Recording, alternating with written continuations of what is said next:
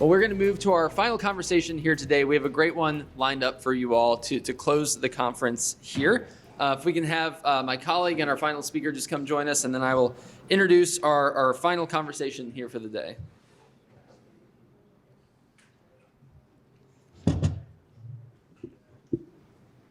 All right, well, we have a great conversation, as I mentioned, lined up to close things out for us here today. Joining us furthest to my left, furthest to your right, is Representative Eli Crane. Congressman Eli Crane has the privilege of serving as the U.S. Representative for Arizona's 2nd Congressional District. A week after the September 11th attack, Representative Crane left college during his senior year in Arizona to enlist in the U.S. Navy. And during his 13 years in military service, he participated in 5 wartime deployments, serving 3 with SEAL Team 3. He's new to Capitol Hill. This is his first term here in Congress, but he's already made quite a name for himself. He was one of the 20 representatives who secured crucial concessions from House Speaker Kevin McCarthy, charting a new path on how Congress goes about its business. And he continues to help Congress chart new paths as a voice for an America First foreign policy. Joining Representative Crane in conversation is my colleague, our staff reporter at the American Conservative, Bradley Devlin. He is a graduate of UC Berkeley. Please don't hold that against him. But despite that, he is doing excellent work for us at the American Conservative. If you're not following all of his work, you absolutely should be. He's doing great stuff. So I will turn this over to Bradley. Well, thank you, Emil, and thank you all for being such a great audience today. It's very apocalyptic looking outside, so in classic DC fashion, we decided to be a good day for a conference, because that's what we do around here. We twiddle our thumbs while Rome burns down, I guess. But Congressman Crane, thank you so much for joining me. We've got a lot to get to. I figure we should just jump right in. As Emil said in your introduction, you joined the military after 9/11, in the immediate aftermath of 9/11. What encouraged you to do so? Why did you choose the Navy? Well, I think a lot of us around the country did that. We were just concerned about, obviously the attacks on the World Trade Center, and a lot of us wanted to be the next generation that stepped up because we'd seen our grandparents do it, and many of us were raised in homes where we were taught that freedom isn't free, and I know I most certainly was, and so I wanted to make sure that I stepped up to protect and defend our country, and that led to definitely a very interesting new chapter of my life. So you joined the Navy, 5 deployments, 3 years with SEAL Team 3, and for that, of course, you have our gratitude. But how did those experiences on those deployments, working with SEAL Team 3, inform your foreign policy views that you have today? Were you always a realist restrainer, or in the post-9/11 fervor, were you more of a neoconservative in your younger years? Like I was a neoconservative growing up too. I think many of us go through that phase. But how did that influence your foreign policy views? Yeah, I think I was definitely a neoconservative myself, and definitely of the bent that I think a lot of Republicans still are, unfortunately. And that is that we need to be involved in every single conflict around the world. And my time overseas really affected the way I see things. But honestly, of all people, President Trump really affected the way I looked at foreign affairs and our involvement, and whether or not we were putting America and Americans first. And when I started asking myself those hard questions, even with the time that I had spent overseas, even with the friends that I had lost, the treasure that we had lost, I started asking myself some tough questions, and it really helped me change the way I thought about foreign policy. And through your service, I'm sure you became familiar with this thing called the military-industrial complex. I guess this question comes in 2 parts.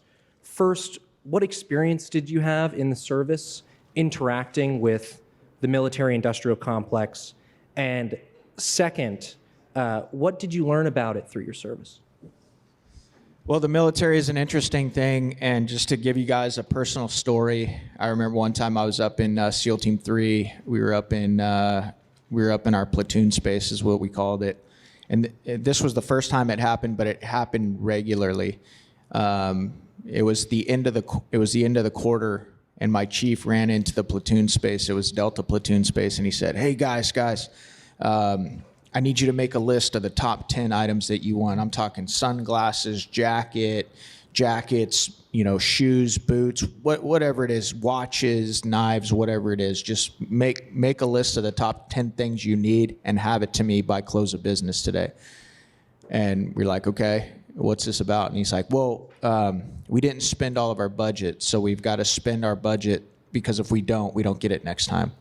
And that's when I ended up becoming an entrepreneur after I left the military, but just seeing the differences between how we all have to conduct ourselves in our private lives financially or as business owners, and then you watch the way the military runs completely opposite. And quite honestly, the federal government runs, if people don't spend the money that they're given, they don't get it the next time. So there's never an appetite to save and then reinvest the taxpayers' dollars. There's always an appetite to spend more and more and more. And it's one of the reasons that I'm up here, getting in fights with my colleagues, Bob Good and Matt Gaetz, over, trying to pump the brakes on federal spending. And I'm sure other sailors had similar reactions when superiors would ask them questions like this. What is what would you say, the overall impression that you had from others on how they view the military spending and the way that it contracts with military contractors? What was your general impression for I think there's a complete complacency. I don't think that most sailors, airmen, soldiers, Marines, I don't think that they give it too much thought. I mean, the thought is, while you're in that environment, you're thinking to yourself, if I'm going to be here putting my life on the line, I want every piece of equipment, every piece of gear that makes, me more capable of doing my job on the battlefield. So you really don't think about it too much when you're a rank and file member of the armed forces. I think that as you get older and you start looking at some of these things like our national debt, what has been the result of these never-ending wars, that's when you start really asking yourself the hard questions. So yeah, you experience it on the tail end, and now you're in Congress, seeing things at the beginning of the pipeline, and how the military-industrial complex interacts with politicians. As a member of Congress, what have you learned? How have you expanded your knowledge on how the military-industrial complex works? Well, you got to keep in mind I've only been here for about 6 months, so I'm super green, and thankfully the two guys that you all were blessed to have come speak before you, they're both mentors of mine. And it's so cool being able to listen to Matt Gaetz and then being able to and Bob Good. These guys are so smart. I think Matt is one of the best intellectual minds that we have up here, and I tell him that. Not to make his head even bigger than it already is, but I get on his case when Matt does. When Matt's, a lot of people don't know this, but Matt's actually not in the Freedom Caucus. Did you guys know that? He's not in the Freedom Caucus, and when Matt's not in meetings, I feel a difference in those meetings. They're not as creative. They're not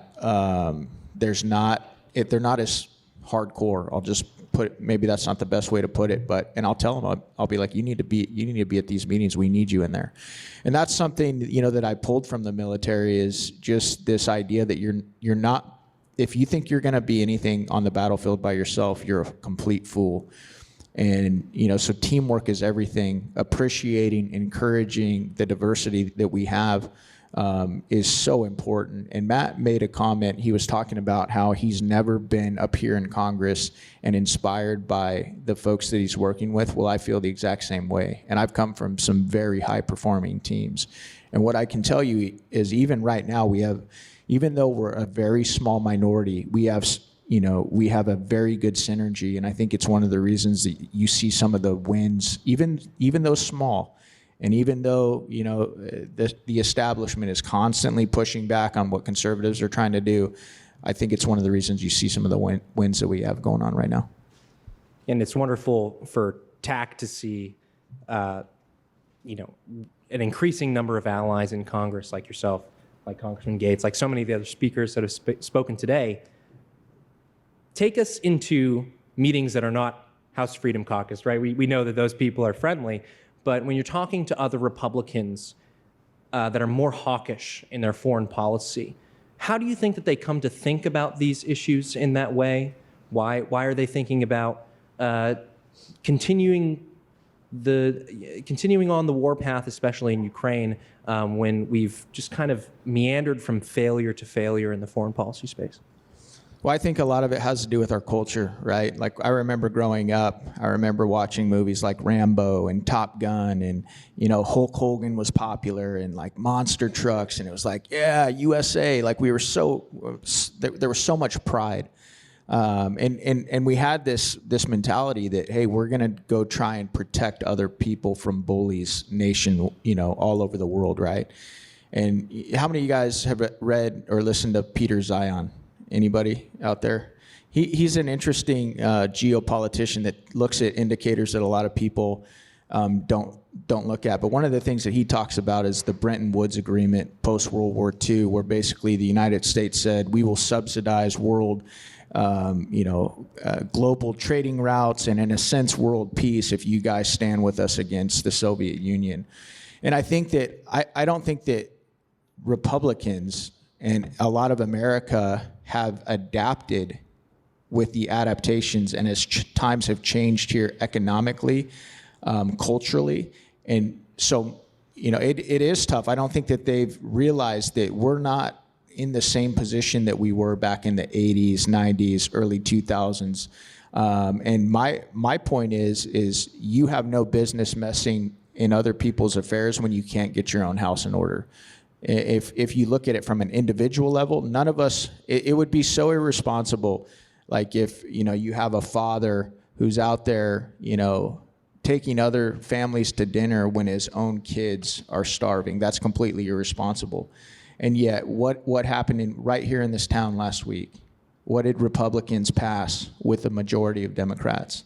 Another $4 trillion, getting rid of all the good cuts that we passed out of the House.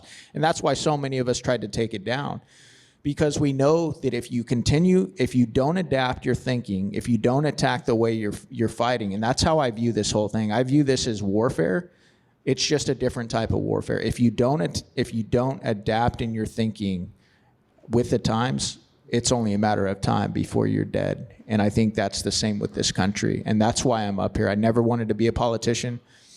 As you can tell, I don't like wearing suits.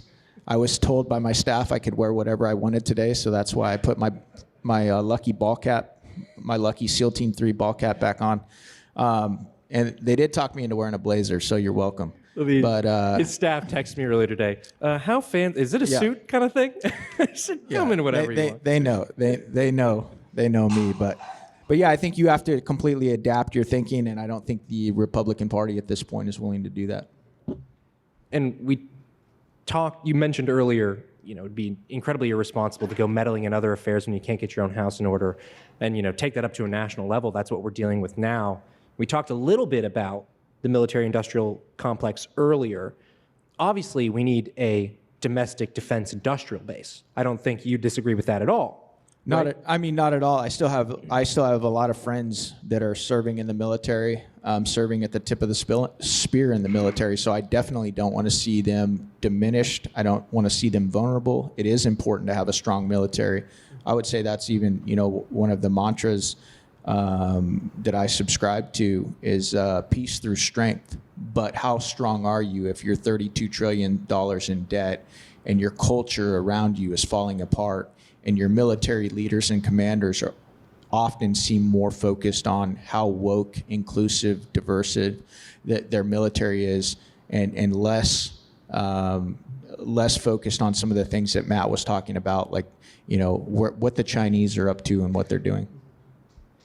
And to have a strong military, you talk about funding levels, but to have a strong military, you ought to make the weapons and equipment in the United States, right? There was in Eisenhower's famous warning about the military-industrial complex, he doesn't bemoan the fact that an industrial base in the United States exists. It's that it has gained unwarranted influence. So for you now as a congressman here, with all the experiences that you have, what is the proper relationship that government more broadly, not just Congress, but the government in general, should have to these corporations that we do, to a certain extent, need in order to make the weapons and equipment that we need to fight a war? Yeah, this is one of those interesting things. I think a lot of people believe that the military-industrial complex, is this massive lobbying group, which, it does definitely have some pretty big lobbyists who do influence decision-making. But I think a lot of it, in large part, is due to the culture that many of us grew up in, that we're not willing to, adapt, how we do business based on how things are changing geopolitically, economically, et cetera. But I do want to tell you guys, this was one of the first experiences that I had. I can't say too much about, what we were being briefed on, because it was a top secret brief, but I had an interesting, experience with one of the Navy's top leaders, and they were briefing us on what China's Navy was doing. And so he was talking about appropriations and funding that they were going to need to kind of match what the Chinese were doing. And there were 3 members of the Freedom Caucus in this top secret briefing. And it was interesting because all 3 of us are pro-military. All 3 of us are pro-strength and defense. But we questioned the admiral in the room. We said, hey, sir, we're all about, I served 2.5 years on the USS Gettysburg. We're all about helping you, maintain the strength of the Navy. But we're very concerned about the wokeness and the monies that you guys are taking, that we're appropriating to you to strengthen our military, and you're putting towards woke programs that have nothing to do with strengthening our military. And here's the sad thing. He wouldn't even acknowledge it. 3 of us took a run at him. 3 of us tried to get him to acknowledge it, because how can you change anything if you can't communicate it, have a conversation about it? And that's one of the things that scares me the most, is so many of these individuals that are at the top levels of our military will not even acknowledge that they are, often pushing a woke agenda in our military, and the fact that it costs you, the American taxpayers, money to do that. And the really simple answer or solution to that problem is, well, you change the executive, right? You win a presidential election, and the president has a whole bunch of power to do, whatever he likes with the armed forces. And of course, that's easy to say, but much more difficult in practice. But on the legislative side, on the congressional side, what can Congress do to root out some of this nonsense that's going on in our military right now? I know you, as Emil said in the intro, were part of the 20 that fought for those concessions to try to hold members of the military and the administrative state accountable. Those were some of the concessions that you guys got from now Speaker McCarthy. What are some of the policies that you can pursue there? How do we get rid of some of these generals who are doubling down on wokeism? Well, there's a couple things you can do. One, you can try and hold them accountable during investigations, oversight, but you can also try and withhold appropriations and funding if you feel like it's not going to be used appropriately. And so those are a couple different ways that you can do that. And we have some folks that are committed to that mission. Unfortunately, we are a minority up here, and you see that in a lot of the fights we're in. And here's the deal: as the American people, I hope you guys, what are we? We're at the American Conservative Conference right now, right? Conservative. There's really only, I'd say, even though a lot of politicians will go out on the campaign trail and they'll campaign about how conservative they are, I'd say there's really only maybe 35 conservatives in the House of Representatives. And so we, like I said, that's one tool that we have. Is to try and withhold funds when we feel like they are being abused. Did you guys know that the FBI right now is trying to build a headquarters as big as the Pentagon? You guys know that? Yeah. How do you think that's going to play out? Yeah. Who do you think that they're going to continue to target? You guys know who they're going to continue to target. It's going to be you, right? And they start with the folks like, Matt Gaetz or President Trump. Next, it'll be Eli Crane. And then if it keeps going and we don't stop it, sooner or later, it'll be you guys. And that's what scares me. I'm a dad. I've got a 15-year-old and an 11-year-old at home. And that's the only reason I'm doing this. I could honestly, I could walk out in this, you guys know what my goal in life is. You want me to let you in on a little secret what I want to do with my life? I want to buy a Winnebago, and I want to take my wife all around the country. That's what I'd love to do. But you know why I'm here? Because we're losing this country. And my daughters I don't think they have a very good chance of growing up with the same levels of freedom and opportunity that I had. That's why I'm up here. That's why I do what I do. That's why I'm not popular with Republican leadership. And you know what? I don't care. I didn't come up here for that. And, it's, I think that so many people that come up here, they don't have the courage to actually do what's needed to make changes. It's really that simple. And it's not that they're not smart enough. They're plenty smart enough. It's that they don't have the courage to offend and piss off leadership, And when I say that, guys, I may sound harsh or like I'm being crass. If you knew me personally, you would know that that's not my personality. It's not, I would never intentionally just try and ruffle your feathers, when I run into you. But this is about something so much bigger than Republican leadership or Eli Crane. This is about this country out here. We're losing it. We are losing this country. And guess whose fault that is? It's our fault.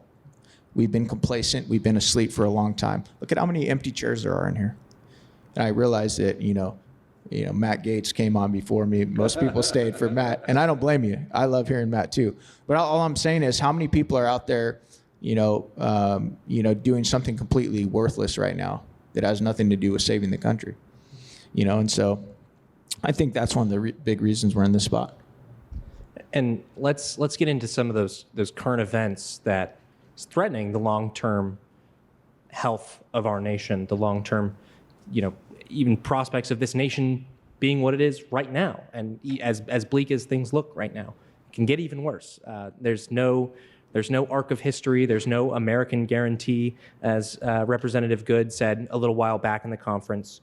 And yet there's still this giant appetite on Capitol Hill to keep sending money to Ukraine, to keep escalating the conflict.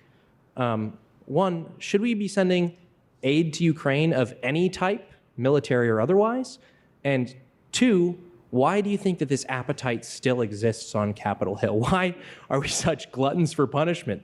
It seems like we just, as I said earlier, meander from foreign policy failure to foreign policy failure with no clear either entrance or exit strategy, it seems. Yeah, I think the aid we should be sending to Ukraine is envoys to usher in peace talks. That's what I think we should be doing. I think that'd be the smartest thing that we can be doing. I think that when you poke a bear, like we continue to do, and escalate, with monies and then M1 Abrams tanks and F-16 jets and all sorts of weaponry, I think it's a very foolish move. I think that we're pushing the world towards a possible nuclear World War III. And it's so crazy to me. There's so many things that have gone on over the last couple years that it's almost like that falls on deaf ears. It almost doesn't rank in our mindsets because there's been just so many crazy things going on. But I think it's very foolish. I think it's very dangerous, and I think we should be trying to bring about peace talks because I think that would be the best thing for the world. I think that would be the best thing for the United States of America. And just a little side story on that. One of the things I'm interested in is foreign policy. I tried to get on the Foreign Affairs Committee, but because I publicly was outspoken against. You couldn't raise $75,000 to get on the. No, yeah. No, I'm not. I'm not as good looking and as good of a campaigner as Matt Gaetz, so I wasn't able to, go back to my donor. I didn't have any big donors because I think they were all scared to death of me. They were like, "This guy, really? We're sending this guy?" But yeah, so they wouldn't let me on the Foreign Affairs Committee because I was outspoken about Ukraine, and that just goes to show you right there what this town is all about.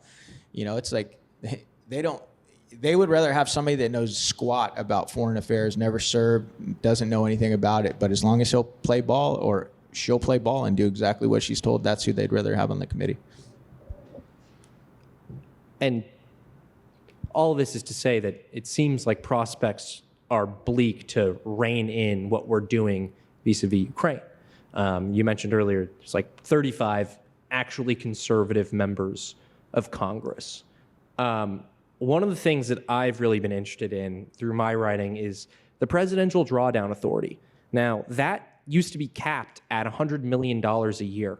But in one of those big spending bills, as Washington does, you were used to seeing them in December, but sometimes they do them in May. In one of those big spending bills, they decided to raise the cap to $11 billion a year. And this is May 2022, right after Russia, a few months after Russia had invaded Ukraine.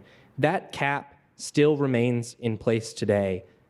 Over $21 billion has been funneled to Ukraine using the presidential drawdown authority. Are there prospects for conservative members of Congress to try to reinstitute that cap? I think there's prospects for us to do a lot of things, but I think if we're being real, we've got to be realistic about this. We've got to have our eyes wide open. Right now, we can't even get the Republican conference to impeach Secretary Mayorkas. Like, I don't know what else that guy has to do. I don't know how many, more Americans have to die, how many more thousands of Americans have to die by fentanyl, how many communities have to be, oppressed by MS-13 gang members, how many more sex trafficking victims have to come into the country, all the while he lies to us and tells us that he has operational control over the southern border. We can't even get some of these, things that are just so obvious to me done. And so I'm going to tell you guys right now, one of the only ways that I'll be able to stay up in this swampy town for a couple more terms is to be realistic and keep my expectations low. The only thing I can control is my vote, my voice, my influence, and my effort.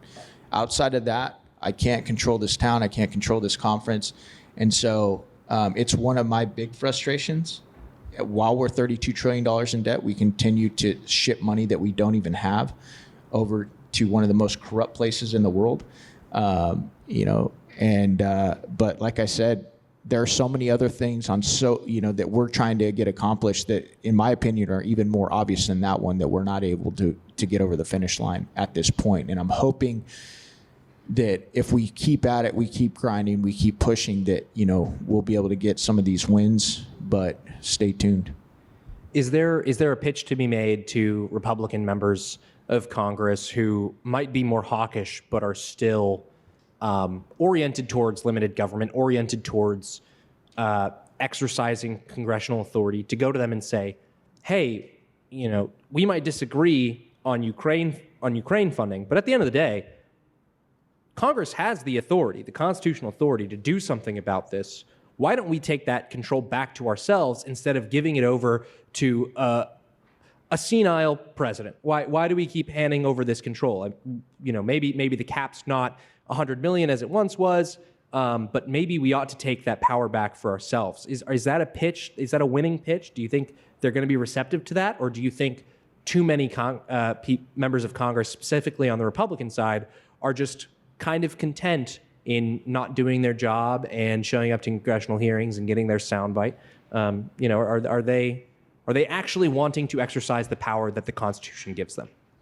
Well, I think a lot of it is a lot of the folks up here are sheep.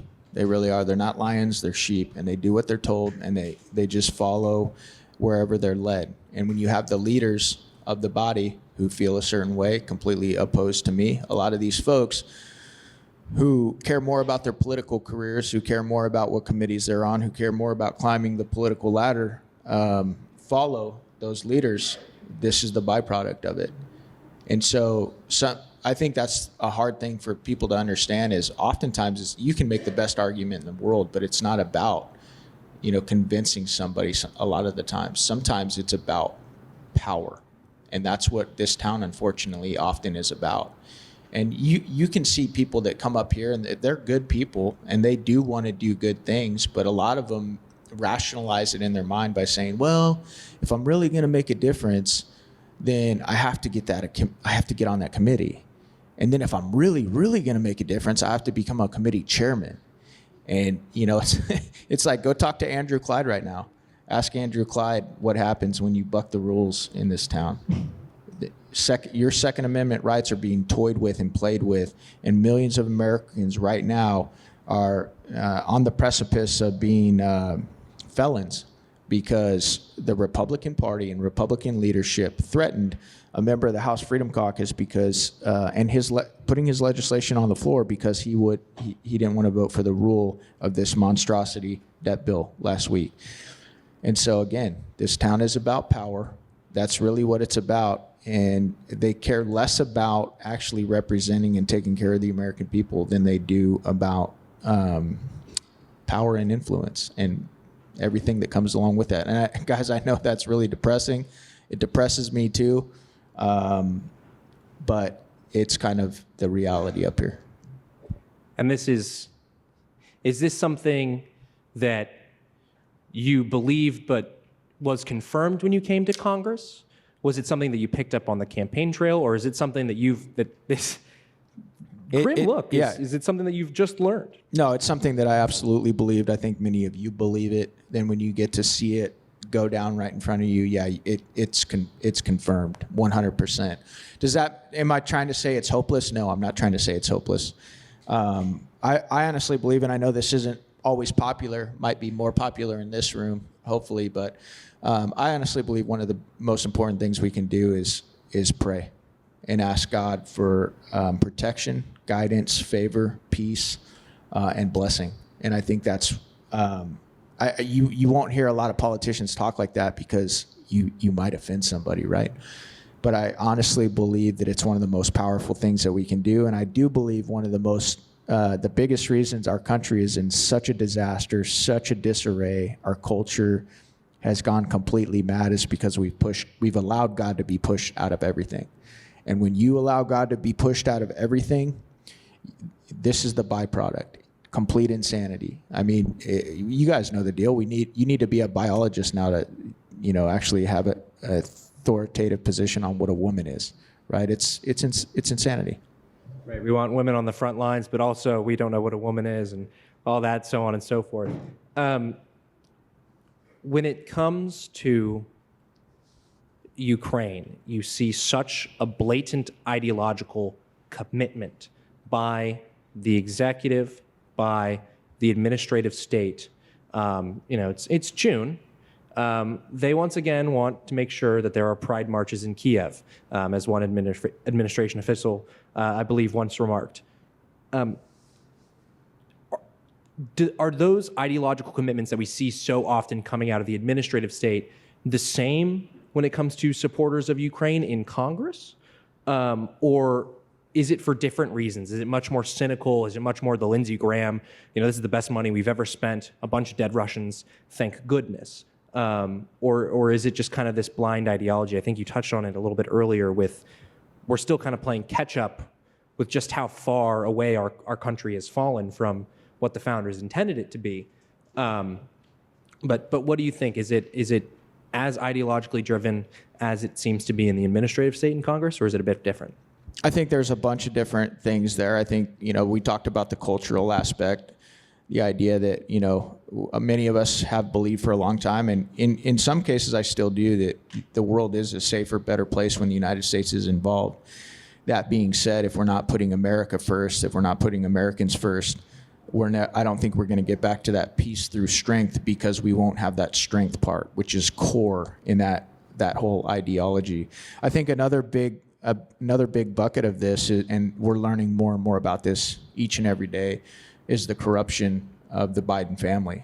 And a couple years ago, maybe even 6-9 months ago, that might have been seen as conspiracy theory. But when you look at what's been coming out in oversight and judiciary, and we actually have members of our party looking at the receipts and the monies that have been paid, to the Biden family. And then you tie it together with, Tony Bobolinsky, who did an interview with Tucker Carlson, who's not even a Republican. The guy votes Democrat, who is doing business with the Biden family, saying that, yes, Joe Biden is the big guy. That's who's getting 10%, these 10% kickbacks. I mean, it's like, I'm telling you right now, if this were the Trump family that they had this dirt on, these receipts on, these bank receipts on, these guys would be in jail like that. And it's just, so which countries were given Hunter Biden money, Joe Biden money? Yeah, Ukraine, China. Yeah, they often say follow the money, and I think that is part of it. I really do. How much money was Hunter Biden being paid to be on the board of Burisma? It's $100,000 quarterly, right? Something like that. Well, I mean, if you've seen him paint, he probably deserves every penny. I mean, he was probably decorating all of their boardrooms with his beautiful painting. I'm being sarcastic, guys, but it's one of the mechanisms that I vent my frustrations up here with. We actually have a decent gym in the house too, and I get to go to that occasionally. So that's another way I do it. But I think that's a big part of it too. There's the definite aspect of corruption. There's a lot of literature that you can go out there and read on elite capture. It's something that we do to other countries. It's something that countries do to us, where you basically try and blackmail, influence, or capture high-ranking elites politically, culturally, etc., and then use whatever blackmail, whatever leverage you have on them to get them to do your bidding. And I think you are most definitely seeing some of that right now played out in live color. And when you started your remarks to my last question, you talked about this peace through strength, having a strong military. Ukraine and the aid that we're giving to Ukraine is depleting U.S. stockpiles. Javelins, Stingers, all sorts of munitions. Stockpiles are in bad shape, and it makes us ill-prepared to confront an enemy like China, though I don't think any of us wish war with China. It makes us unprepared to meet those challenges. What kind of a national security risk does our depleted stockpiles pose to our homeland security, to our national security? What is it's not going to just be like, oh, we can start up manufacturing again. There's some serious logistical hurdles to climb, not to mention that it's much easier to fire a rocket than it is to build one. What do you think about the depleting stockpiles for the U.S. military right now? I think it's extremely foolish and very dangerous for a couple reasons. One, we do have, I would consider, much more serious and long-term allies like Israel and Taiwan that I think are in hot boiling water right now. And I think those two countries specifically, are definitely, I think it behooves us to defend them a lot more than it does Ukraine for multiple reasons. So you've got that aspect of it.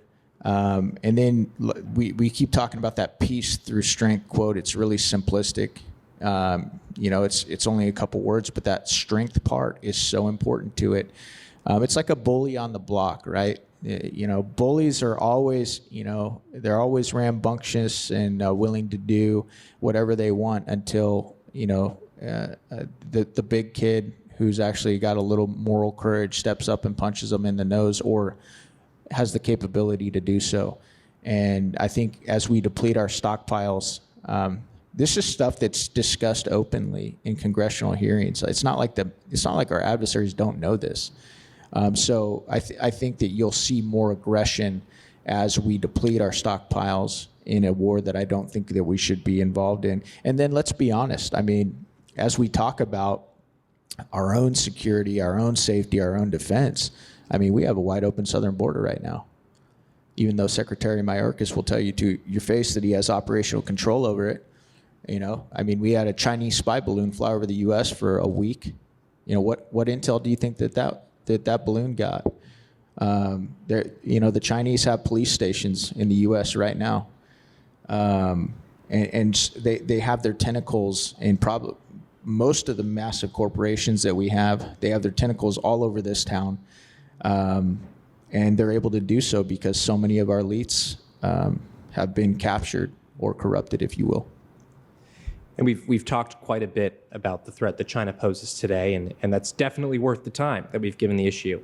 Can I say something real quick on that, though? Yeah. This is one area that actually surprises me. Every once in a while, I'm surprised by something here in Washington, D.C., and I'm actually surprised that my colleagues on the other side do consider China to be a threat. And I say I'm surprised because, it is surprised. We're so polarized politically in this country now that if it's almost as if we think one thing, they inherently think the other, and vice versa. So that's one good. I think that's one good thing, is that most members of Congress that I've run into do acknowledge the threat that China is, which I do think is a shiny little lining of hope in there. And then it comes to being actually ready to confront China, right? It's great that they're talking that talk, but now we got to get them to walk the walk a little bit.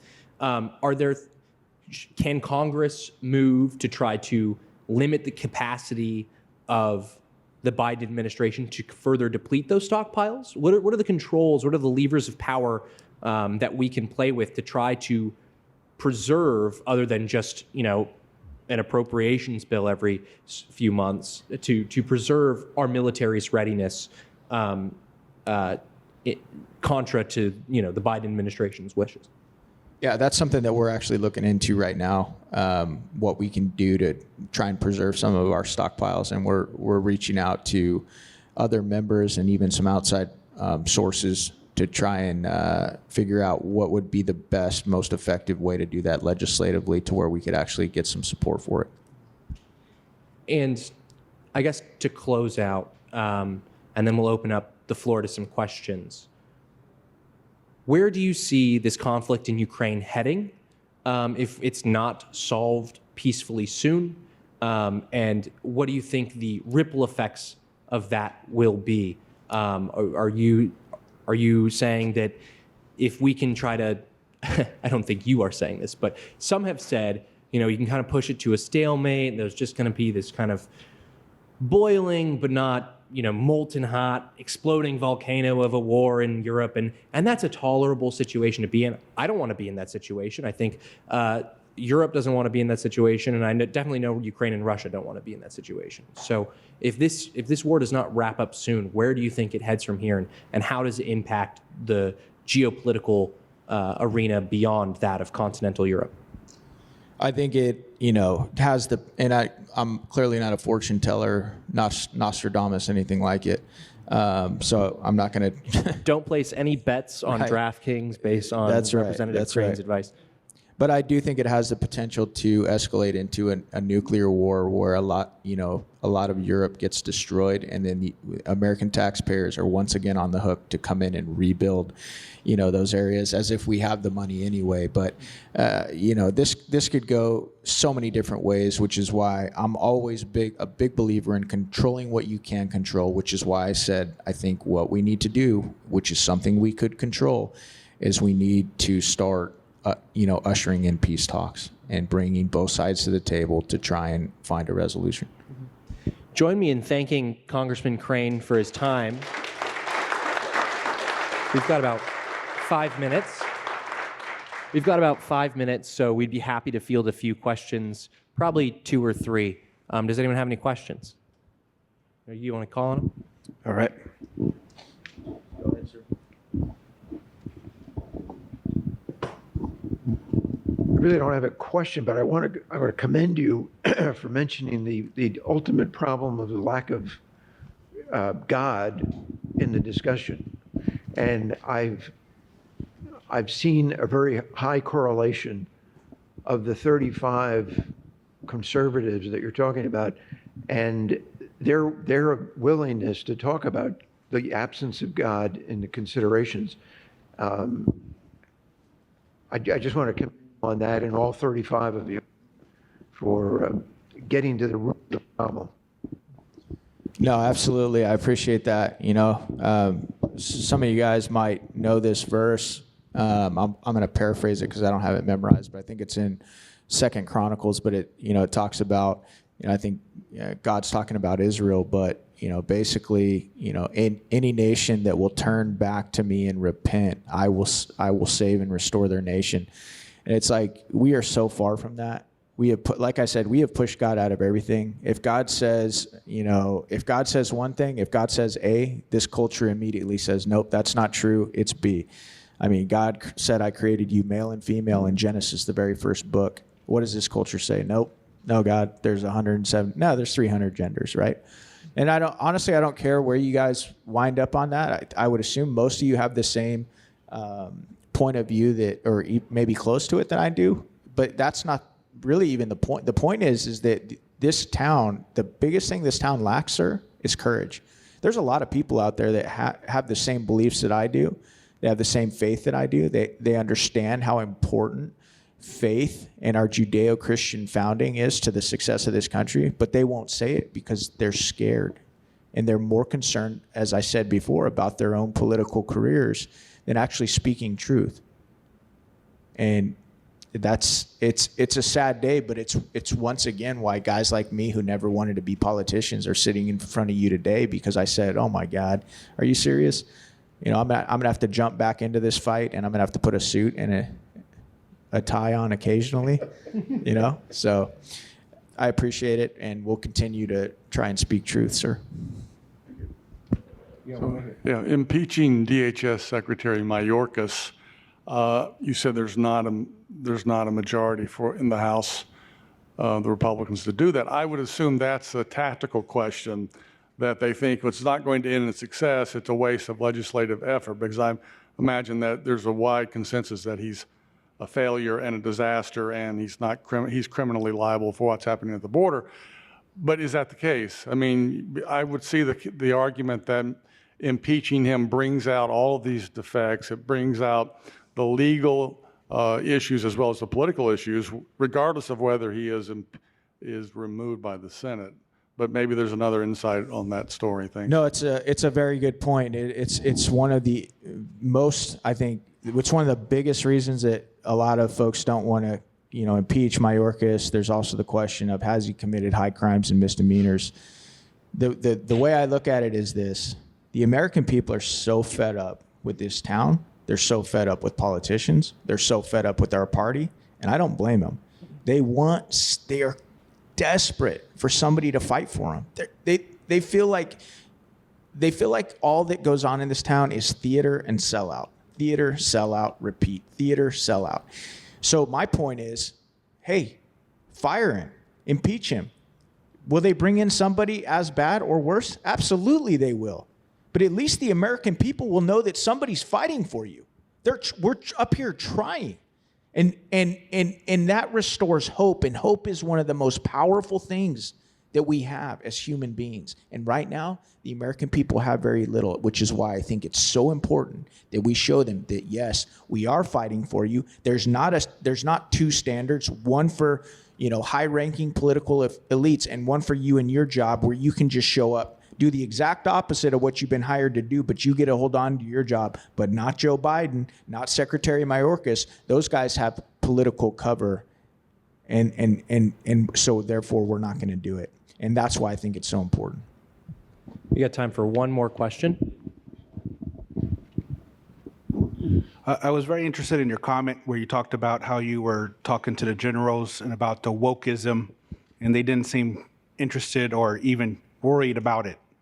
As a geopolitical researcher in China, geopolitical consultant in China, as well as researcher, I've come across some videos where, say, the PLA has done videos where they show Marines waving the LGBT flag and doing the drag performances, and then they'll show a screenshot of the PLA doing very hardcore Rambo-style military stuff.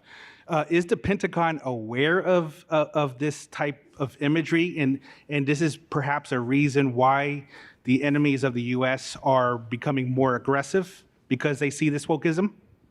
100%. I mean, just as any enemy of yours, if they believe that they saw weakness in you, would become more aggressive and more willing to make a move. I mean, this is old as time. This is just straight up nature. I mean, you go watch the Discovery Channel tonight. You'll see the same thing play out with lions, gazelles, and wildebeest. And it's happened. It is most certainly happening here.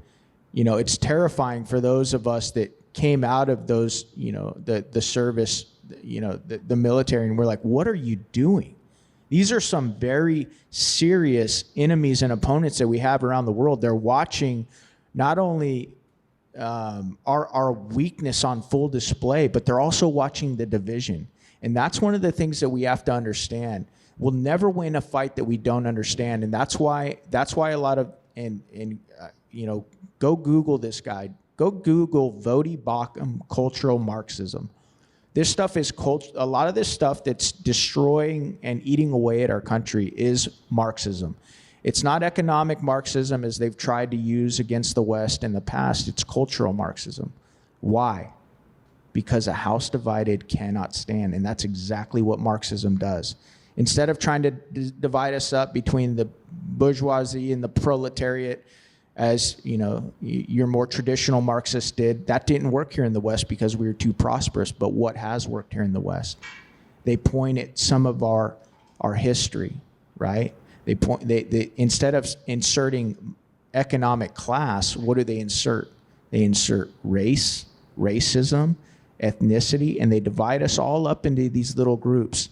And it's a real study. It's very, you got to really get into it to understand it. The intersectionality, there's so much going on in there, but that's exactly what they're trying to do.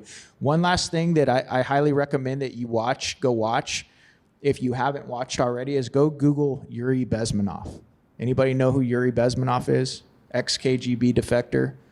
Came here and talked about the KGB's plans to destroy America without ever firing a shot, and how we silly Americans think that they spend a lot of their budget on the fancy James Bond espionage type stuff.